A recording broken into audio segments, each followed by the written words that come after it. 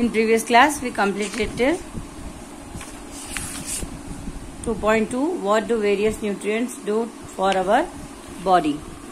Today, I'm starting with 2.3 balanced diet. Balance diet के बारे में हम अगले प्रीवियस क्लासेस में पढ़ चुके हैं. बैलेंस डाइट हमारे रेगुलर रूटीन में इसलिए जरूरी है ताकि हम हमारा लाइफस्टाइल प्रॉपर हेल्दी वे में चला पाए. The food we normally eat in the days is our diet. जब जो भी खाना हम दिन में खाते हैं वो हमारा डाइट है. For growth and maintenance of the good health, our diet should have all the nutrients that our body needs in the right quantities. मतलब कि हमारे दिन के खाने में वो सारी चीजें शामिल होनी चाहिए जो हमारे बॉडी को जरूरी है और उनके गुड हेल्थ मतलब कि वह राइट क्वांटिटी में होनी चाहिए. अगर ये चीजें हमने राइट क्वांटिटी में खाई और राइट न्यूट्रिएंट्स खाए, सारे न्यूट्रिएंट्स खाए, तो हमारा ग्रोथ और हमारे बॉडी का मेंटेनेंस मतलब हमारे बॉडी की गुड हेल्थ सही से मेंटेन होगी. Not too much of one and not too little of the other. मतलब कि हमें जितनी क्वांटिटी में कार्बोहाइड्रेट्स चाहिए, जितनी क्वांटिटी में मिनरल्स चाहिए, जितनी क्वांटिटी में मिनरल विटामिन चाहिए, फैट चाहिए, प्रोटीन्स चाहिए, हमें उतनी ही मात्रा में खाना चाहिए. ना ही ज्यादा ना ही कम. अगर हमने कम या ज्यादा मात्रा में उसको लेना शुरू किया या फिर उसको हमने कम या ज्यादा मात्रा में लिया तो हमारे बॉडी में प्रॉब्लम्स क्रिएट हो सकते हैं. उसके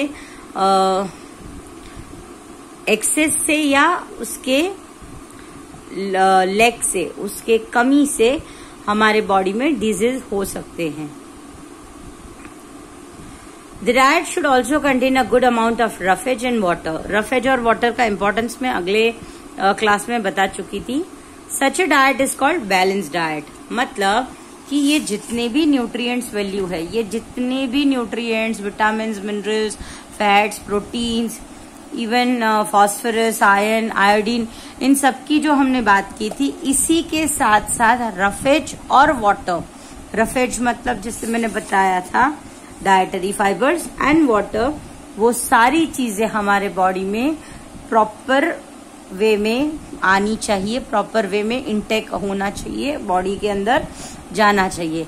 और इन सब चीजों को करेक्ट फॉर्मेशन के साथ, करेक्ट क्वांटिटी के साथ अगर ये चीजें होती है उसे बैलेंस डाइट कहते हैं. Do you think that people of all ages needs the same type of diet?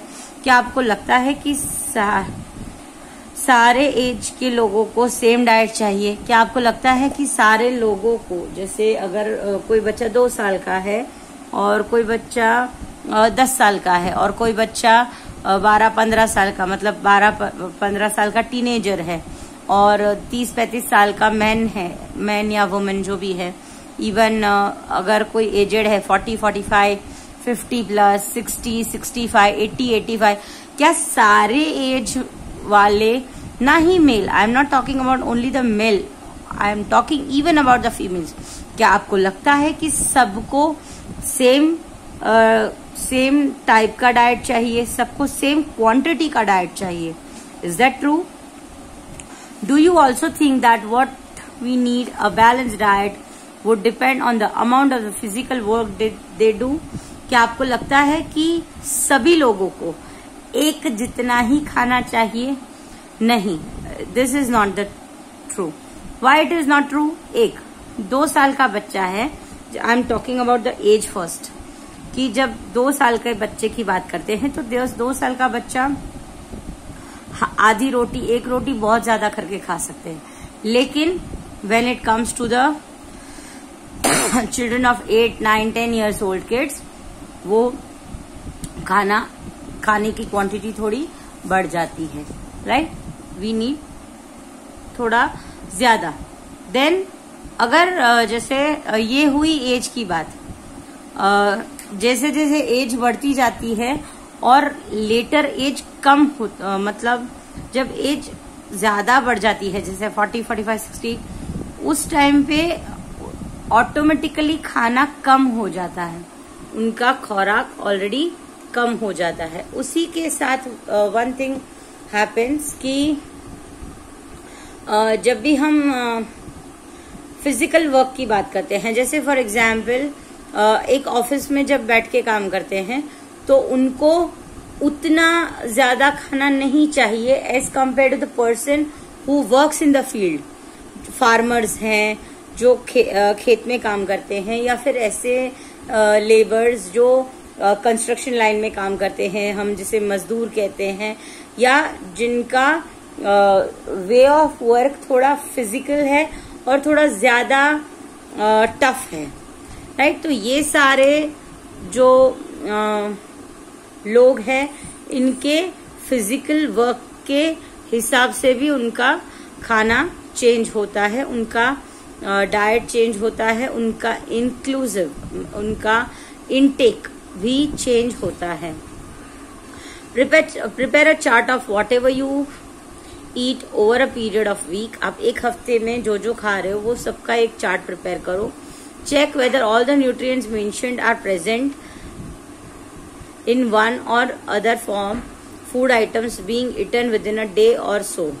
मतलब कि आप एक तो पहले एक हफ्ते का लिस्ट प्रिपेयर करो कि आप दिन में क्या क्या खा रहे हो, और दूसरा उसी के साथ आप उसी चीज में क्या क्या कंटेंट्स है, उसके इंग्रेडिएंट्स क्या है, उसके न्यूट्रिशियस वैल्यूज क्या है।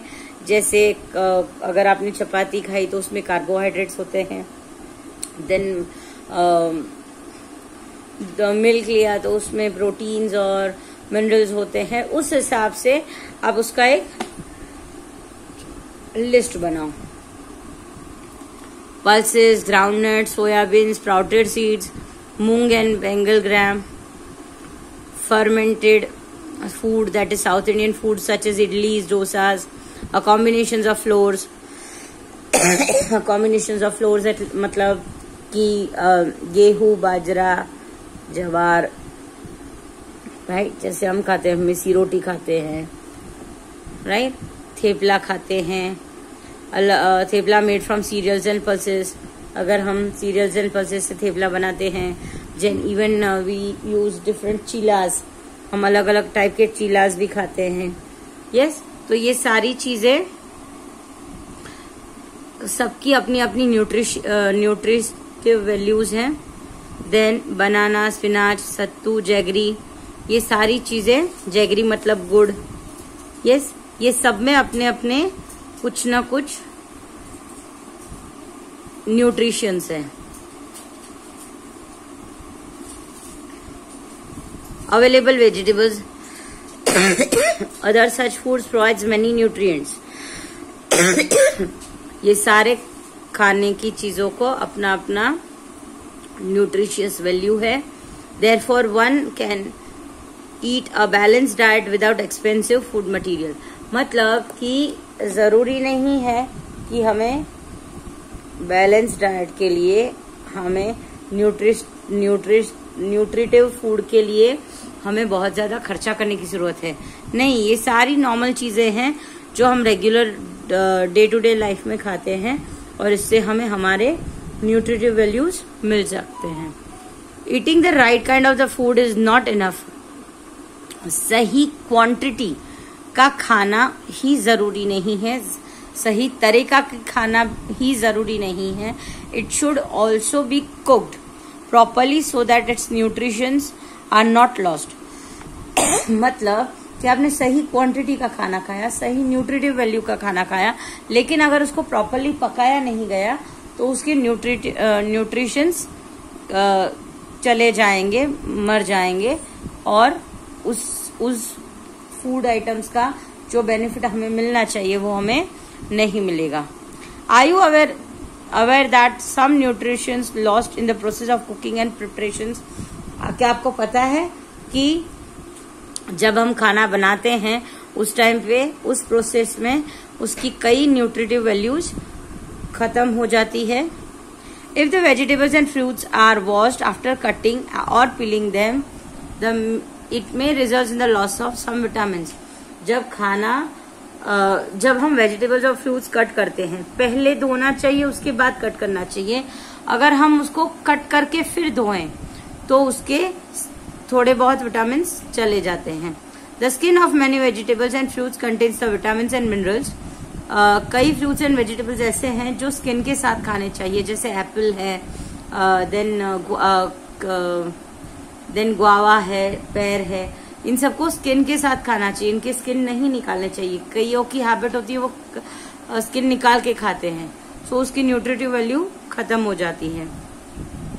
Similarly repeated washing of rice and pulses may remove some vitamins and mineral presence in them. इसी के साथ अगर राइस है, पल्सेस है, अगर उसको हम बार बार धोते रहे तो उसकी जो न्यूट्रिटिव वैल्यूज है और विटामिन है, मिनरल्स है, वो उसमें से थोड़ी बहुत मात्रा में से चले जाते हैं. We all know that cooking improves the taste of food and makes its easier to digest. हम जानते हैं कि खाना बनाने से क्या होता है, खाने का टेस्ट बढ़ जाता है और दूसरा हमें डाइजेस्ट होने में इजी हो जाता है. At the same time cooking also results in the loss of certain nutrients. इसी के साथ कुकिंग के साथ ही थोड़े बहुत न्यूट्रिएंट्स भी चले जाते हैं. Many useful proteins and considerable amount of minerals are lost if excess water is used during the cooking and then thrown away. मतलब कि कई बार ऐसा भी होता है कि जब हम खाना बनाते हैं तो आप पानी यूज करते हैं और जब अगर उसमें गलती से पानी ज्यादा हो तो उस टाइम पे वो पानी में उसके न्यूट्रिटिव वैल्यूज चले जाते हैं. और अगर उसके बाद आपको ऐसा लगे कि बहुत ज्यादा रसा हो गया है सब्जी में, तो अगर हम उसको निकाल दे तो उसके साथ उसके विटामिन और मिनरल्स उसी में चले जाते हैं. Vitamin C gets easily destroy by the heat during the cooking. Vitamin C के जो भी एलिमेंट्स हैं वो हीट के साथ डिस्ट्रॉय हो जाते हैं. Would it not be sensible to include some fruits and raw vegetables in our diet. क्या ये जरूरी नहीं कि हम हमारे डाइट में थोड़े रॉ वेजिटेबल्स एंड फ्रूट्स खाएं. Bozo thought that fats would be the best food to eat all the time. Bozo को ये लगता है कि पूरे दिन फैट्स खाना अच्छी बात है. A katori, that is bowl of fat, will give much more energy than the katori of carbohydrates rich food.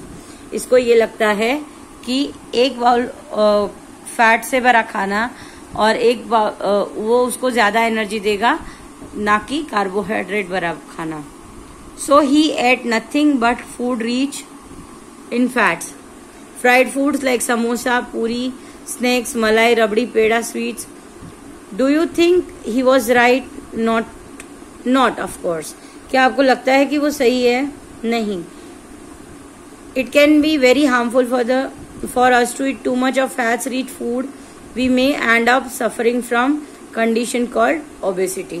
मतलब कि ज्यादा फैट वाला खाना खाने से obesity क्रिएट हो सकती है. So hope this is clear to you all. With this we have completed 2.3, that is balanced diet, and you will revise this again from textbook.